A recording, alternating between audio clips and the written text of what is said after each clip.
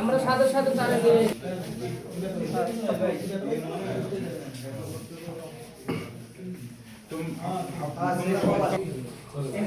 let them to come and investigate this matter.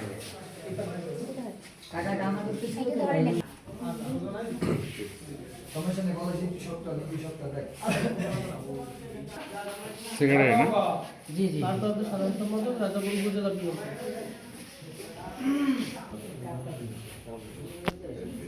APP বর্তমানে APP Okay. Okay.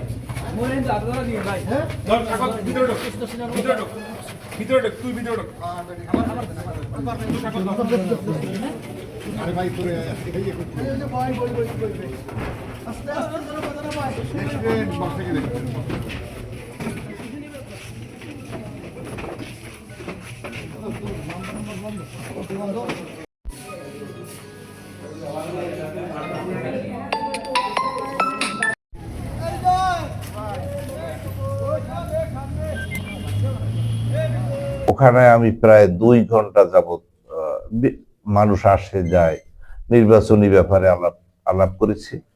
আলাপ করার পরে আমি যখন আমি বের হই তখন বিদ্যুৎ ছিল না এবং রাস্তায় কোনো গাড়ি ছিল না। আমি আমার মোটরসাইকেলটা ঘুরাইয়া 3 রাস্তার মুখে যখনই আসছি তখন পিছন থেকে একটা গাড়ি এসে বাম পাশ থেকে ঢুকে আমার মোটরসাইকেলটা আঘাত করে আমাকে ফালাই দেয়। ফালাই দেওয়ার সময় কি যেন একটি শব্দ উচ্চারণ করেছে, উচ্চারণ আমি বুঝতে পারিনি, আমি তো পড়ে গেছি। পড়ে যাওয়ার পরে আমার হেলমেট মাথায় ছিল এবং সেই হেলমেটের কারণে মাথাটা রক্ষা পাইছে এবং আমার এই ডান হাতের কবজিতে, পায়ের এই বাহুতে এই জয়েন্টটা খুব করে আঘাত লেগেছে। এই আঘাত লাগার পর বিশাল শব্দ হয়েছে। এই শব্দের সময় ওইখানে নৈকেটির লোকজন এসে আমাকে উঠাইয়ে তারপর ওখানে একটা ফার্মেসি ছিল, সেইখানে আমাকে প্রাথমিক চিকিৎসা দেয়।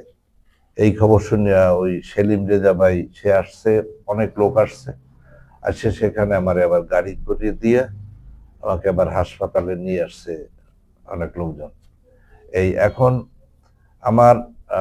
আমার এই ঝালকাঠি জেলায় আমার কোনো শত্রু ছিল না এবং আমি কাউকে শত্রু কোনোদিন ভাবিও নাই, কিন্তু আজকের যে ঘটনাটা ঘটাইছে সেইটা শত্রুতামূলকই করেছে।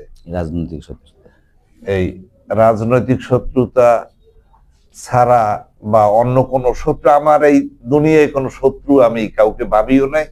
সম্ভবত রাত্র 8টার দিকে 7:40 সময় নৈকেঠি বাজারে আমাদের একজন অন্যতম নেতা, রাজাপুর উপজেলা বিএনপির সাংগঠনিক সম্পাদক ও ভারপ্রাপ্ত সাধারণ সম্পাদক জনাব অ্যাডভোকেট নূর হোসেন,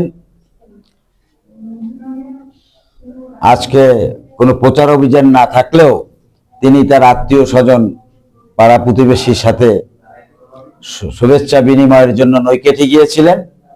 নৈকেঠি থেকে ঝালকাঠি ফেরার জন্য প্রস্তুতি নিয়ে উনি যখন মোটরসাইকেলে ওঠেন তখন একটি মোটরসাইকেল রং সাইডে গিয়ে হেলমেট পরিহিত 2টি ছেলে তাকে আঘাত করে রাস্তায় ফেলে দেয় এবং তিনি গুরুতর আহত হন।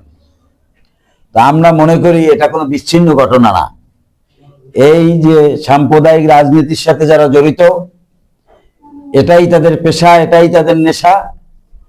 নির্বাচনকে বিতর্কিত করতে, প্রশ্নবিদ্ধ করতে তারা এই অপকর্ম বেশ কয়েকদিন পূর্ব থেকেই শুরু করেছে। তারই ধারাবাহিকতায় আজকে নুরুল হোসেন সাহেবকে আহত করা হয়েছে। তা আমরা প্রশাসন সহ সকলকে অনুরোধ করতে চাই যে আপনারা এই নির্বাচনে আর মাত্র একটা দিন বাকি, আপনারা সবাই সজাগ থাকুন। প্রশাসনকেও অনুরোধ করব যে আপনারা নিরপেক্ষভাবে তদন্ত করে অতি দ্রুতভাবে এই সমস্ত ঘটনাকে বিচারের আওতায় নিয়ে আসুন। নতুবা এটা যদি আরো বৃদ্ধি পায়, এক পক্ষ খালি মায়ের খেয়েই যাবে, প্রতিবাদ করবে না, এমন তো কোনো কথা হতে পারে না। সুতরাং আমরা ধৈর্যের সাথে মোকাবিলা করতেছি একটি কারণে, আমরা নিশ্চিতভাবে ইনশাল্লাহ জানি যে আগামী 12 তারিখের নির্বাচনে বাংলাদেশ জাতীয়তাবাদী দল বিপুলভাবে বিজয় লাভ